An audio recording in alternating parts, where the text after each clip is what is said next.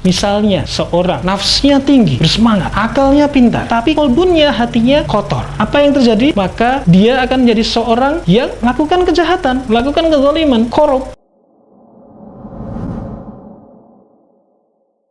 Assalamualaikum warahmatullahi wabarakatuh. Sahabat Teras Dakwah, alhamdulillah Ramadan telah datang. Dan saat ini kita berusaha menyambutnya dengan sekuat tenaga. Pada kesempatan kali ini kita akan membahas secara khusus tentang puasa dan bagian-bagiannya. Apa bagian-bagiannya?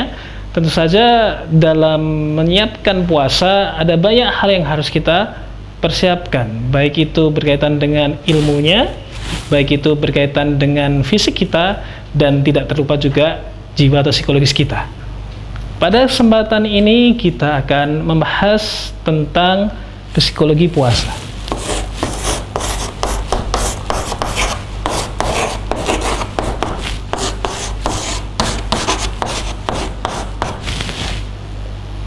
Sebelum menjelaskan lebih jauh, kita perlu paham dulu masing-masing poin ini. Apakah psikologi itu? Lalu kemudian, apakah puasa itu? Sehingga kita bisa memahami psikologi puasa. Psikologi terbentuk dari beberapa kata. Di antaranya adalah psikos dan logos, yang artinya ilmu tentang jiwa. Nah, pada penjelasan yang lebih khusus, penjelasan ilmu tentang jiwa ini adalah ilmu tentang perilaku dan potensi perilaku. Perilaku adalah apa yang tampak, tetapi psikologi berusaha untuk menjelaskan atau meneliti lebih jauh tentang apa yang tidak tampak, apa yang ada dalam diri seseorang itu. Nah, maka kita juga akan berusaha, apa yang kita siapkan tidak hanya dari perilaku kita, tapi juga dari potensi perilaku kita. Nah, bicara tentang psikologi memang bukan ilmu yang berasal dari agama Islam, tetapi tentu saja kita memahami bahwa ilmu psikologi yang beredar ada berbagai macam teori-teori sepanjang sejarah psikologi. Ada teori psikologi yang menjelaskan bahwa kepribadian dibentuk oleh dorongan-dorongan nafsu seksual. Ada juga psikologi yang menjelaskan bahwa kepribadian seseorang terbentuk oleh sosialnya. Dan masih banyak konsep psikologi yang lain. Nah, kita perlu paham bahwa kejiwaan kita, siapa yang paling memahami? Apakah para peneliti? Apakah para akademisi?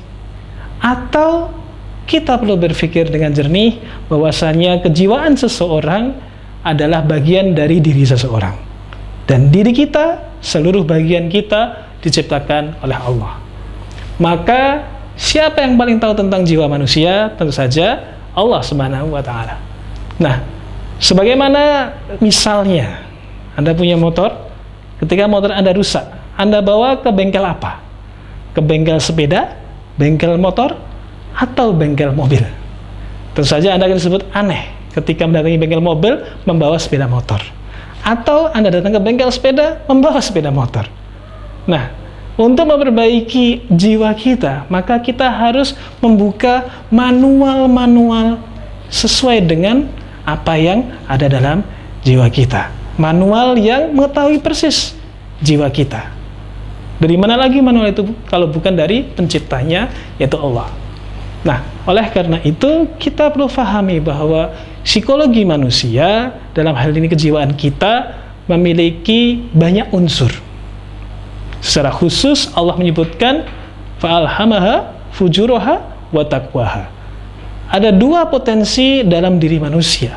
Ada fujur, ada takwa. Ada buruk, ada baik. Dan kecenderungan ini adalah tugas kita untuk menjadikan dia la'allakum tattaqun. Menjadikannya dia bertakwa. Nah, puasa dalam hal ini punya peranan penting untuk mengantarkan jiwa kita menjadi jiwa yang bertakwa. Masih banyak yang perlu kita fahami lebih jauh tentang jiwa ini.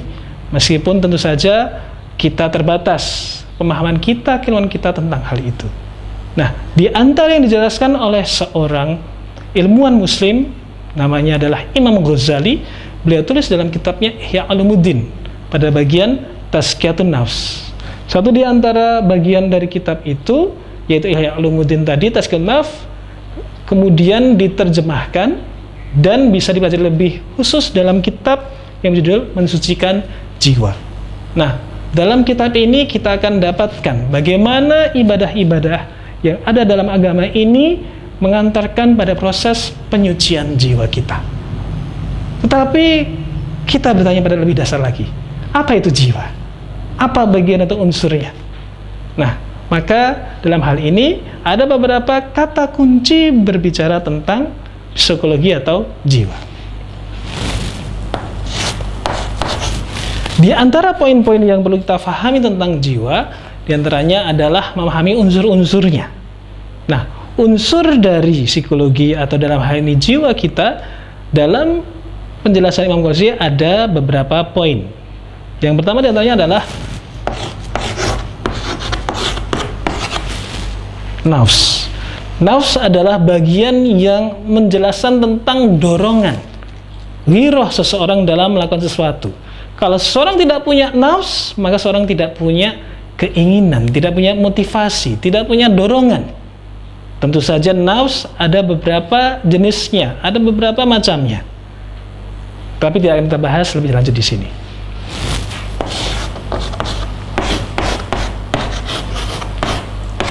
Yang kedua adalah akal atau akal. Akal adalah bagian dari pikiran kita yang memahami ilmu.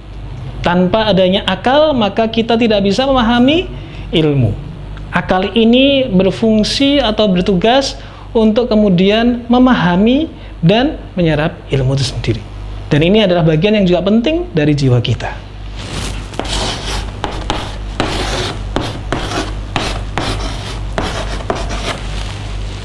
Dan yang ketiga adalah kolbun atau hati. Kolbun atau hati adalah bagian yang tidak terpisahkan dari jiwa kita. Kalau jiwa kita ada nafs yang memberikan dorongan untuk melakukan sesuatu, apakah itu baik atau buruk, kemudian ada akal yang kemudian memahami ilmu kita dalam menjelaskan segala sesuatu, kemudian yang ketiga adalah kolbun. Apa tugas kolbun? Tugas kolbun adalah untuk mengenal mana yang benar, mana yang salah, untuk menentukan pilihan, untuk menunjukkan jalan yang benar. Tanpa adanya kolbun, maka kita bisa lihat, misalnya seorang nafsnya tinggi, bersemangat, akalnya pintar, tapi kolbunnya, hatinya kotor. Apa yang terjadi? Maka dia akan menjadi seorang yang melakukan kejahatan, melakukan kezaliman, korup. Kenapa? Karena dia tidak punya hati yang menunjukkan jalan yang baik. Dia tahu itu baik, tapi hatinya tidak menjalankannya.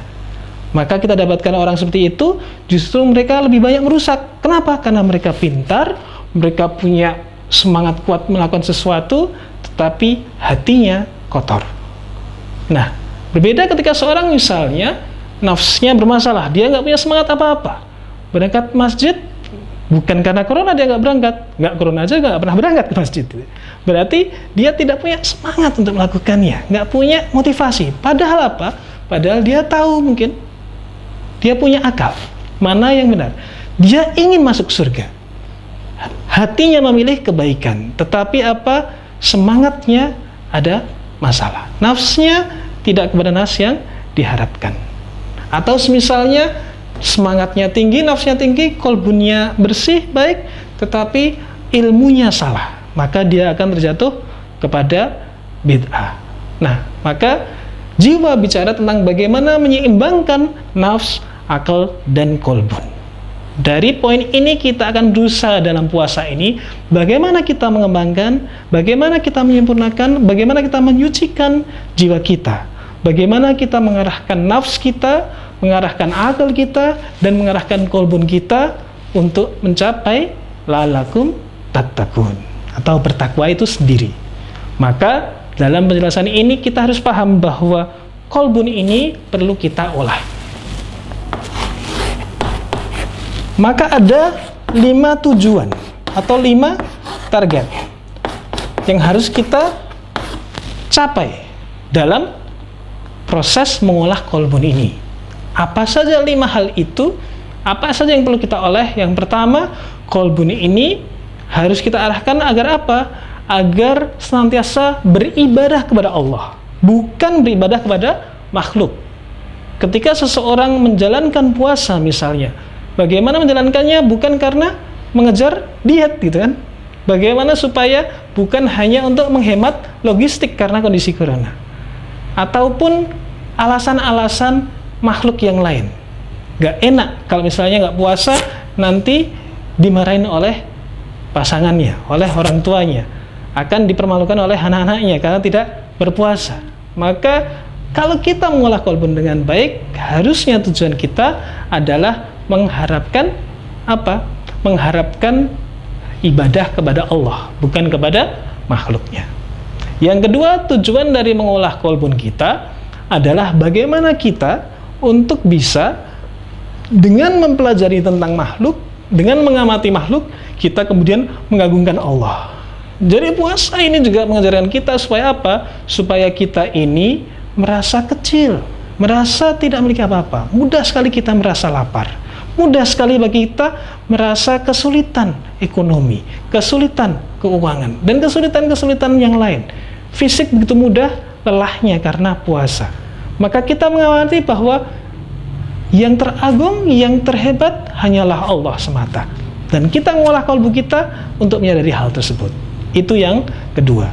Nah, yang ketiga, kita mengolah kalbu kita untuk apa? Kita mengolah kalbu kita untuk cinta kepada Allah, sehingga lahir apa? Sehingga lahir mengikuti perintah-perintah Rasulullah.